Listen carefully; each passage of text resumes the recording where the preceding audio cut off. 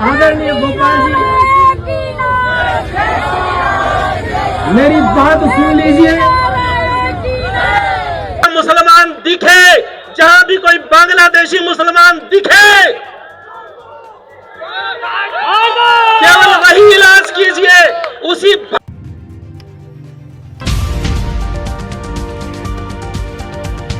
अस्सलामुअलैकुम, आदाब दोस्तों, मैं हूं शम्स सईद और आप देख रहे हैं हर खबर आप तक।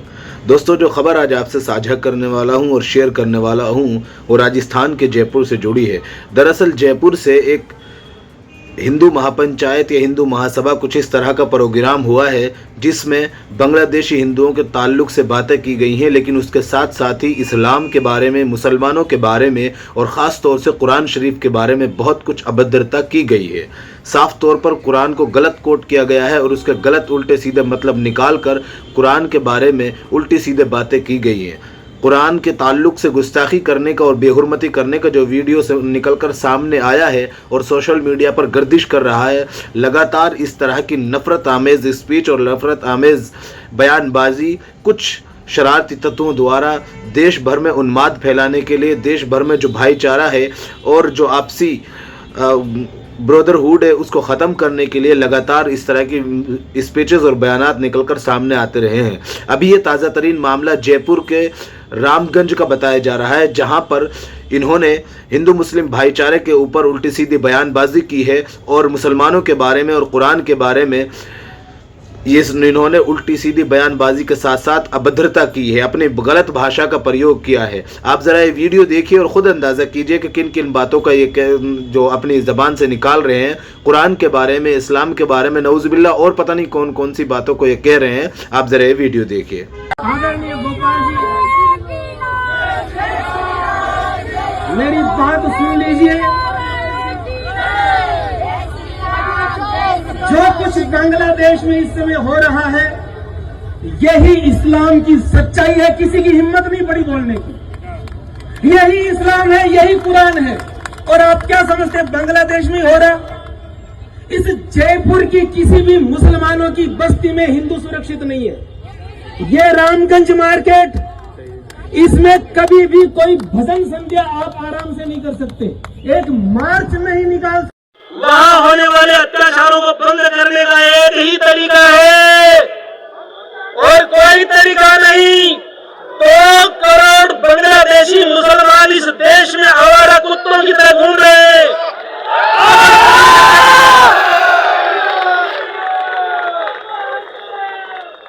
पकड़ पकड़ करके आरती उतारना शुरू कीजिए। जहां भी दिखे, जहां भी कोई रोहिंग्या मुसलमान दिखे, जहां भी कोई बांग्लादेशी मुसलमान दिखे, केवल वही इलाज कीजिए। उसी भाषा में जवाब जब तक नहीं देना चाहोगे और आप कब तक चुप रहेंगे?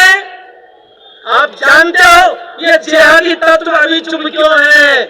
उनको पता है हमारी संख्या कम है। अभी अगर हम कुछ करेंगे तो ये हमें रौंद देंगे, जैसे गुजरात में रौंदा था।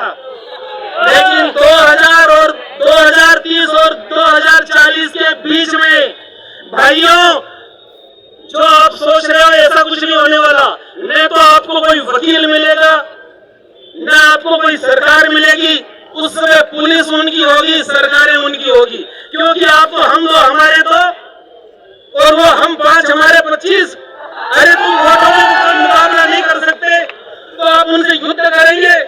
भाइयों, जीत उसकी होती है जो अत्याचारों को पांव के तले रौंद करके निकलना जानता हो। जो जाति, जो समाज अपने ऊपर हुए अत्याचारों का बदला नहीं लेता, वो समाज जल्दी खत्म हो जाता है। आपकी आंखों के सामने 1 करोड़ हिंदुओं को मार करके 2 देश बनाए, आपने आज तक बदला नहीं लिया।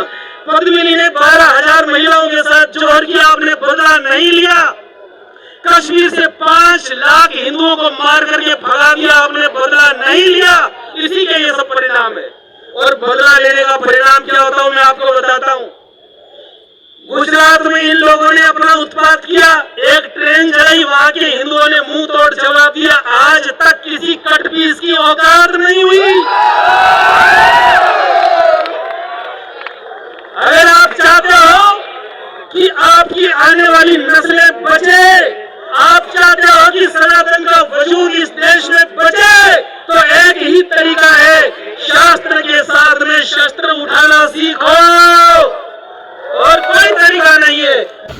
आपने ये वीडियो देखा दोस्तों, जिससे आपको अंदाज़ा हो गया होगा कि किस तरह से इस तरह की बैठकें और इस तरह के प्रोग्राम और सभाएं और पंचायतें कर महापंचायत और महासभाओं के नाम पर किस तरह से देश में नफरत का जो है बीज बोया जा रहा है।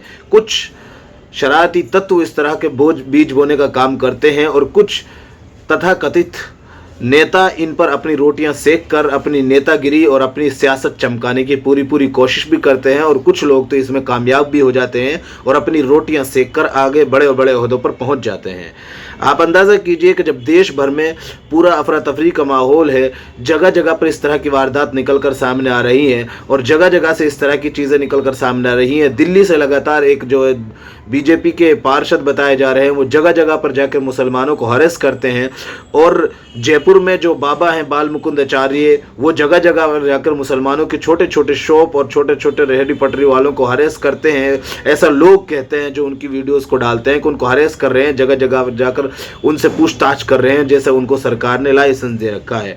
और ऐसा नहीं है कि इस तरह की छोटी छोटी रेहड़ी पटरी बिना लाइसेंस के सिर्फ मुसलमानों में ही चलाई जा रही है, और भी दूसरे धर्म के लोग हैं जो छोटे छोटे कारोबार कर और छोटी छोटी जगहों पर अपनी ज़िंदगी गुजर बसर कर रहे हैं। लेकिन बांग्लादेशी हिंदुओं के नाम पर बांग्लादेश में जो कुछ हो रहा है हिंदुओं के साथ, उन पर जो जुल्म ज़्यादती हो रही है, उनका जो है उनकी हिमायत किसी मुसलमान ने नहीं ली, किसी भी मुस्लिम व्यक्ति ने उनकी हिमायत में बयान नहीं दिया, न किसी लीडर ने, न किसी आम मुसलमान ने। उसके बावजूद बांग्लादेश के मुसलमानों की हितैषी बनाकर, बांग्लादेश के मुसलमानों को अपने आप का हितैषी दिखाकर और उनका हिमायती दिखाकर इस तरह की जो बयानबाजी की जा रही है, वो बांग्लादेश के हिंदुओं को कम नुकसान पहुंचा रही है, लेकिन उससे कहीं ज़्यादा हिंदुस्तान का जो भाईचारा है, हिंदुस्तान की जो अमन शांति है, उसके लिए नुकसानदेह और ख़तरनाक साबित हो रही है।